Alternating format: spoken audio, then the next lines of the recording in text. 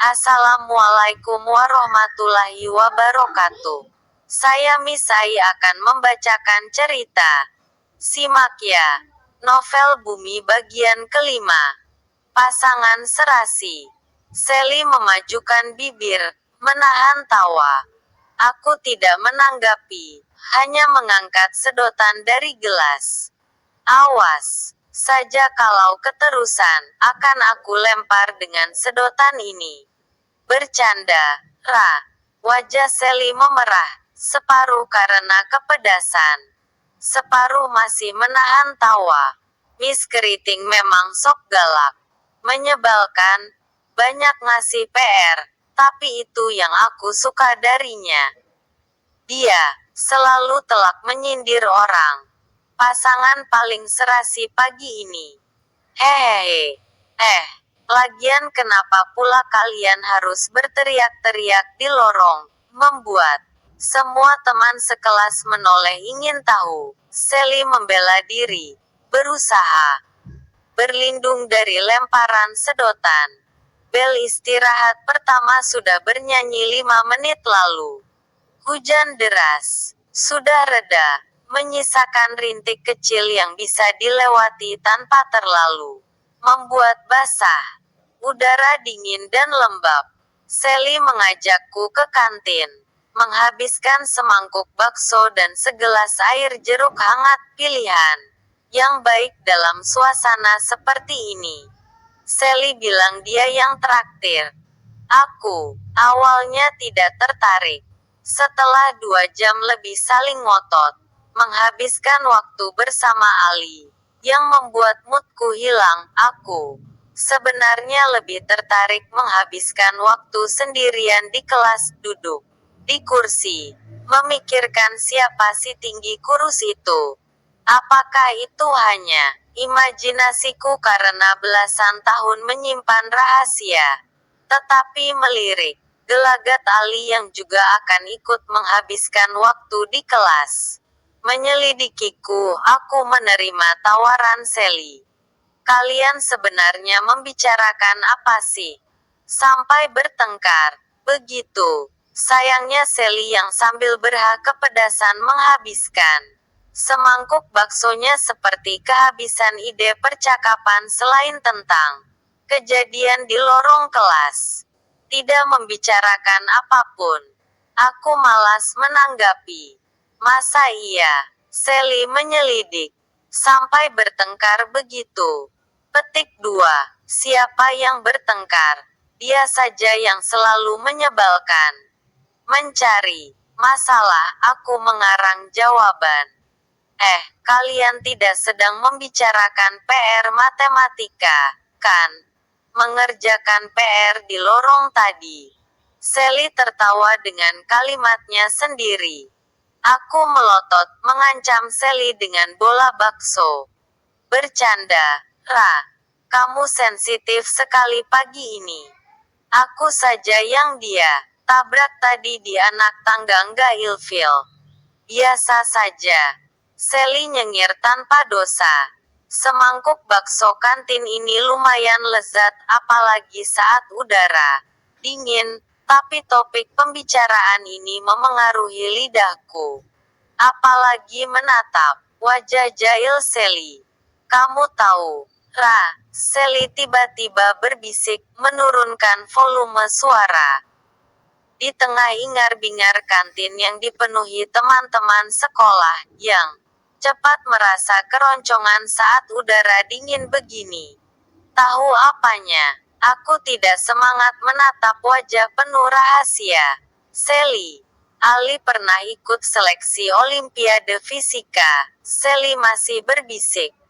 Terus apa pentingnya? Aku mengangkat bahu tidak peduli. Dia peserta seleksi Olimpiade paling muda sepanjang sejarah, Ra. Waktu itu dia masih kelas 8. Dia nyaris masuk dalam tim yang dikirim ke entah apa nama negaranya, Uzbekistan kalau tidak salah. Dia termasuk 6 siswa paling pintar, jenius malah. Itu penting sekali. Bukan? Sally berhak kepedasan. meraih botol kecap. Tapi si biang kerok itu batal dikirim.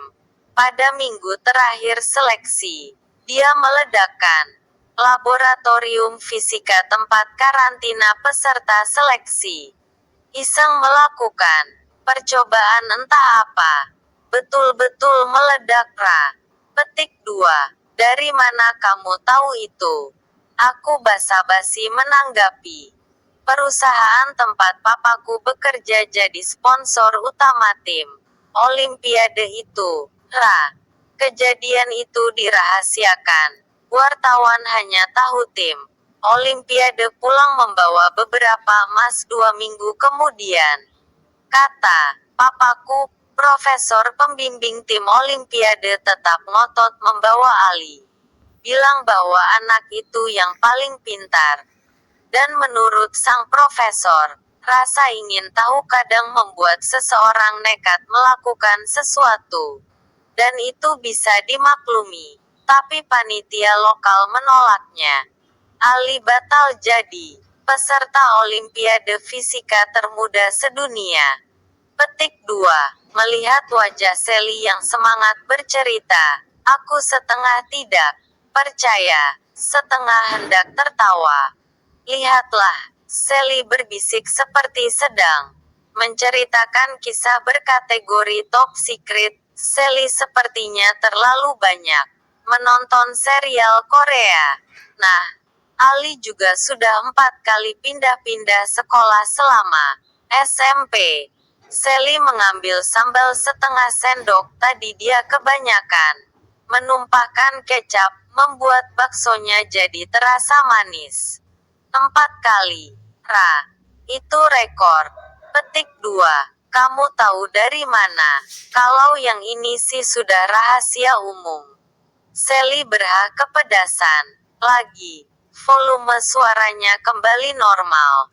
Semua anak di sekolah ini juga tahu. Kamu saja yang tidak memperhatikan. Lebih suka menyendiri di dalam kelas saat bel istirahat. Ali dikeluarkan dari sekolah, katanya sih, karena sering berkelahi. Petik 2. Aku tidak tertarik dengan cerita Sally.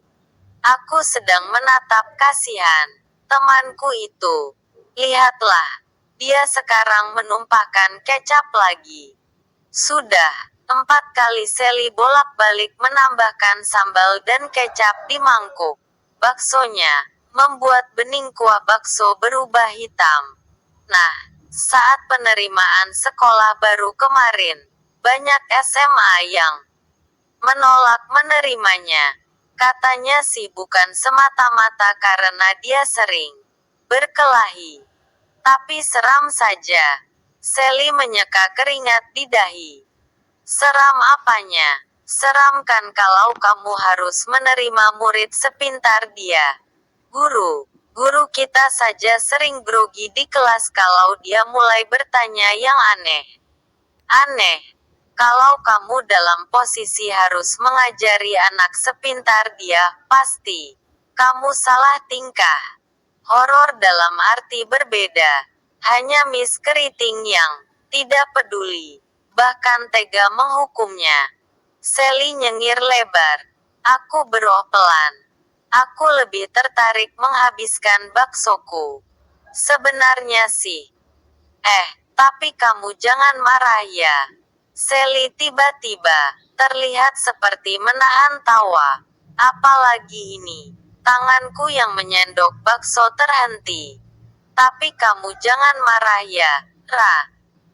Sally mengulangi. Aku menggeleng.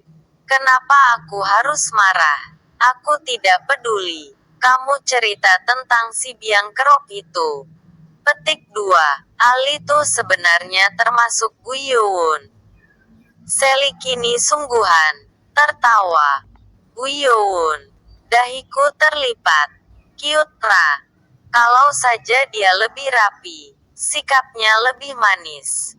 Rambutnya diurus pasti mirip bintang serial Korea yang aku tonton. Serasi sekali dengan Ra yang manis dan berambut panjang. Petik 2. Kali ini aku sungguhan menimpuk Sally dengan bola bakso. Sally tertawa dan cekatan menghindar. Tapi gawat, baksoku mengenai kepala anak kelas 12. Kami terpaksa bergegas kabur dari kantin, sambil berteriak ke tukang bakso bahwa bayarnya nanti-nanti. Kamu cari masalah, Ra. Cewek itu ketua geng cheerleader. Sally berlari-lari kecil menarikku, berbisik sebal.